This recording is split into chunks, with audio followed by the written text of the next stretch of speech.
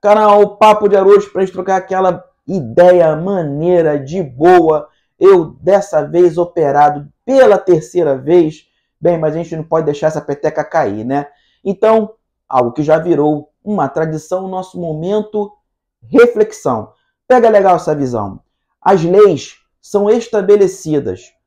Os conceitos são inspirados. Montesquieu, para a gente refletir diante dessa frase tão espetacular do maior gênio político no meu ponto de vista, certo? Bem, o Brasil explode em violência. A violência explode no país.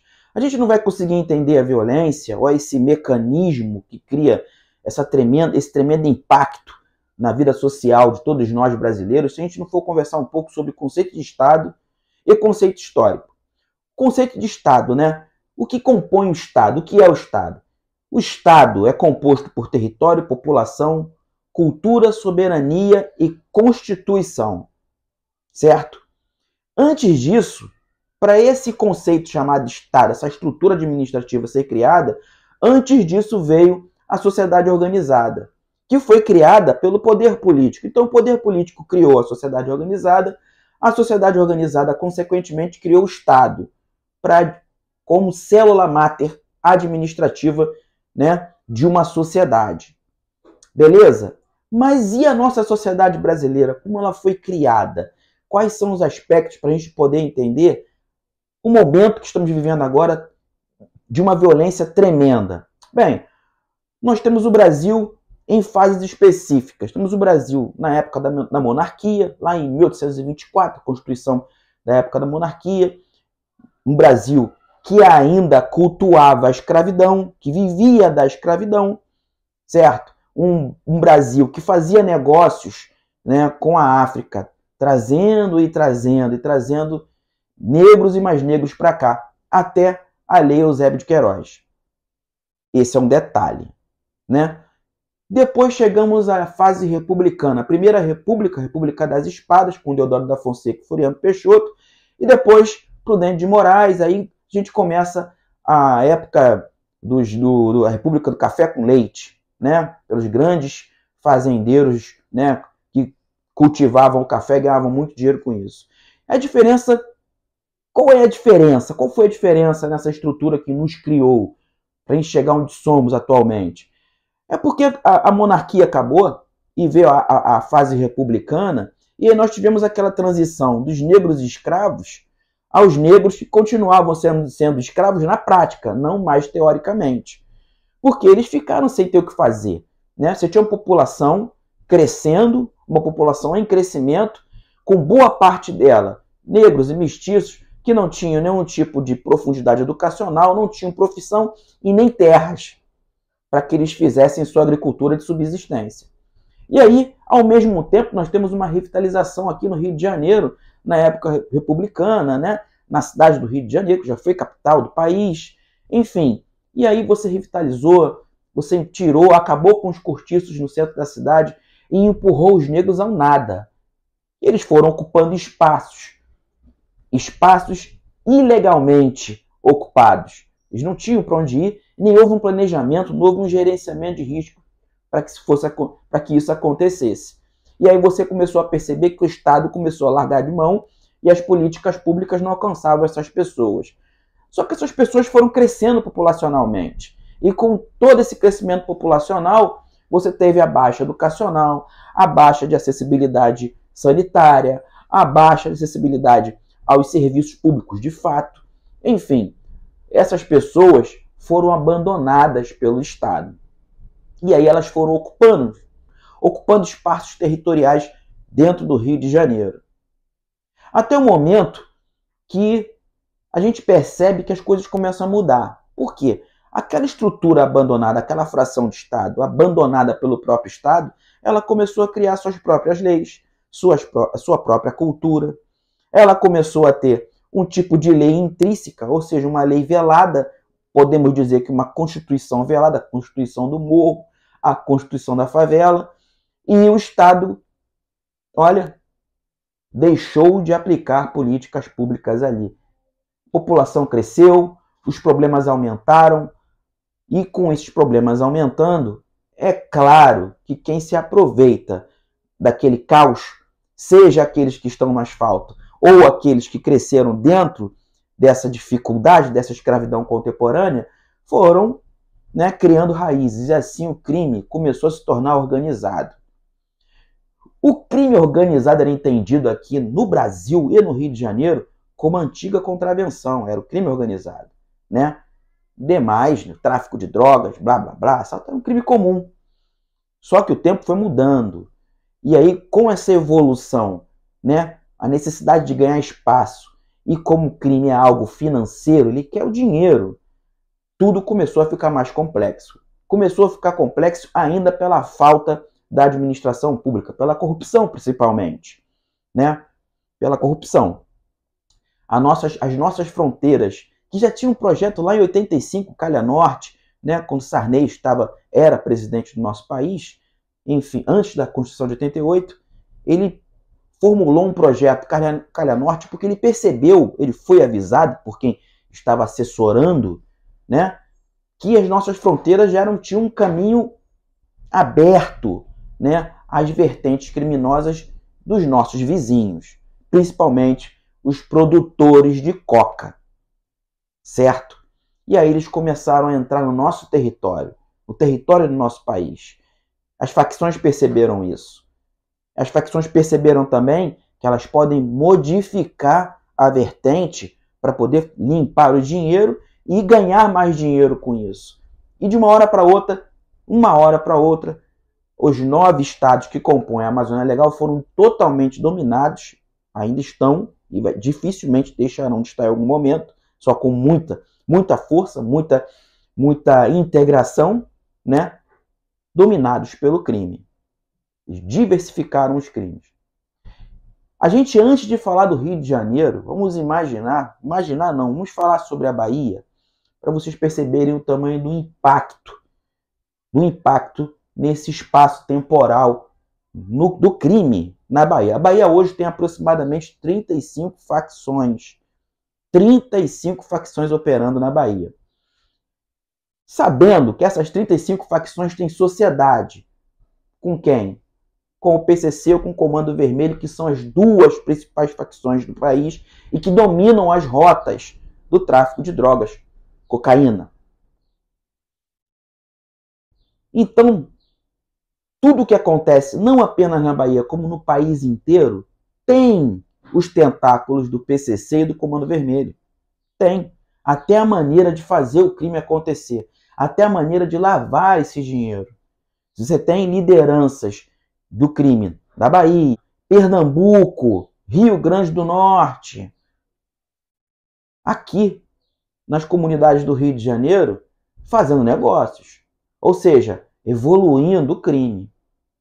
E, enquanto isso, as forças de segurança pública batem a cabeça, né?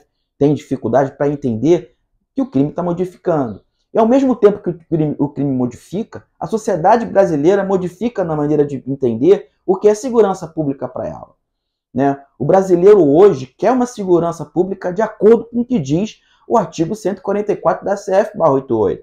Segurança pública é dever do Estado e direito de todos. Todo mundo quer ter acesso à segurança pública, inclusive é direito, né, de todo brasileiro, que está incluído, inclusive também no artigo 6º da CF/88.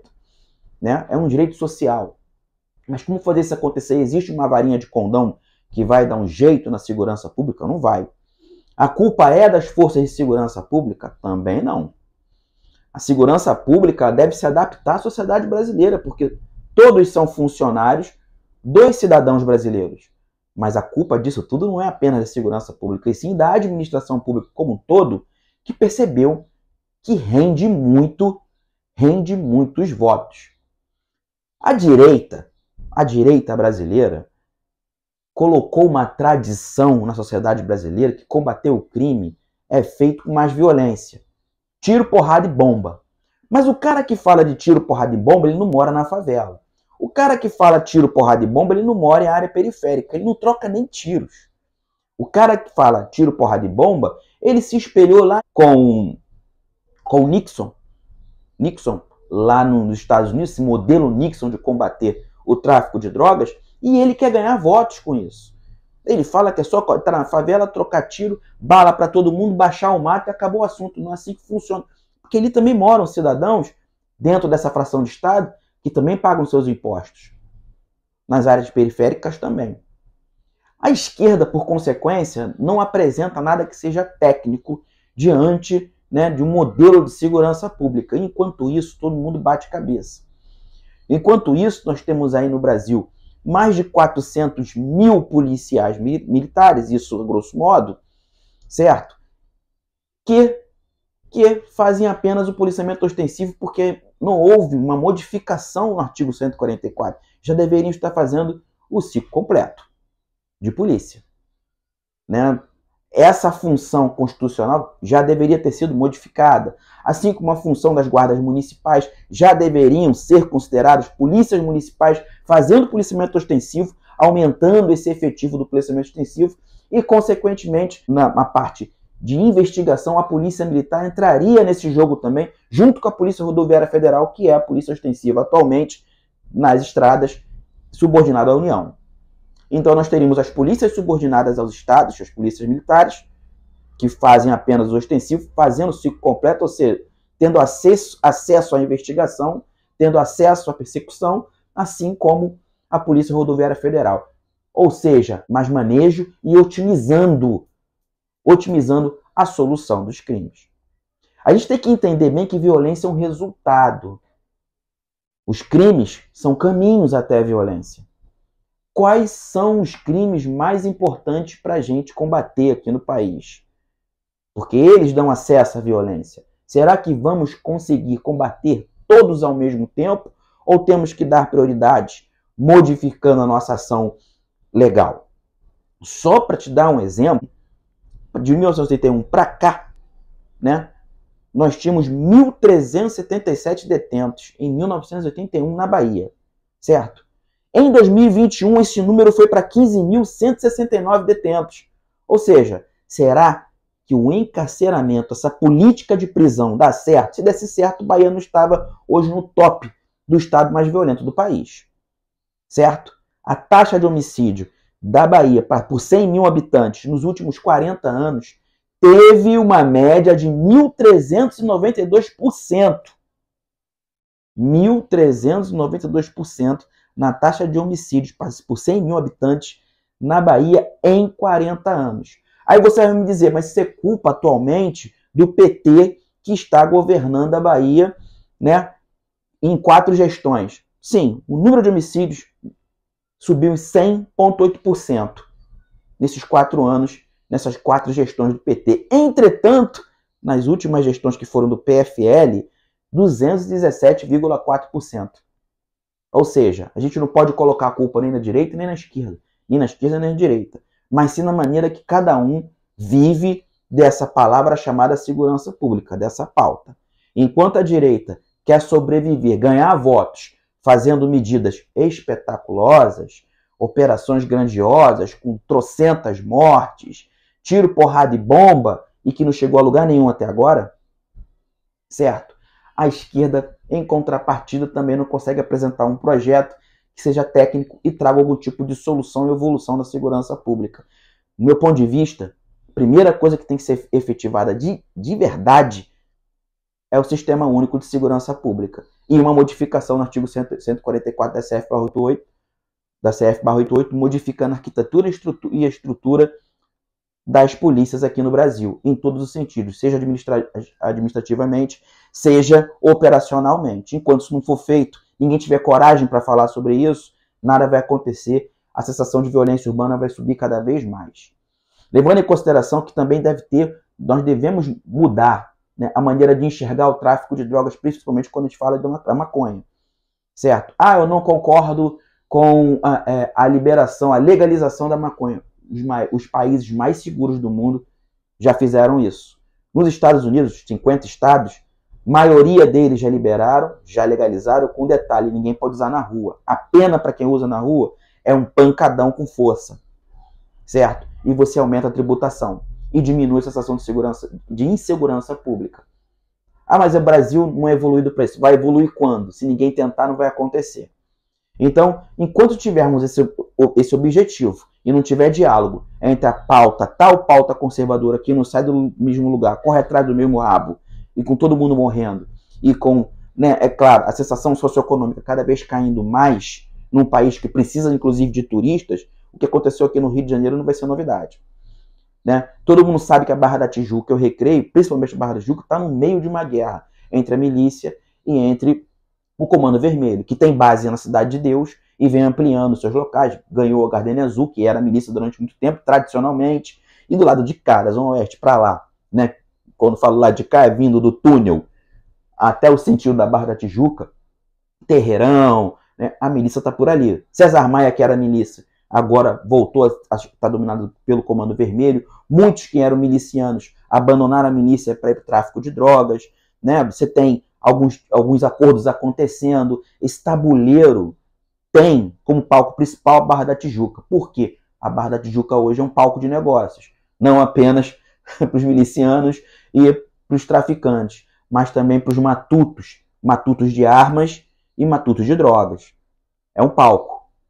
Estelionatários, políticos que são envolvidos tanto de um lado quanto do outro.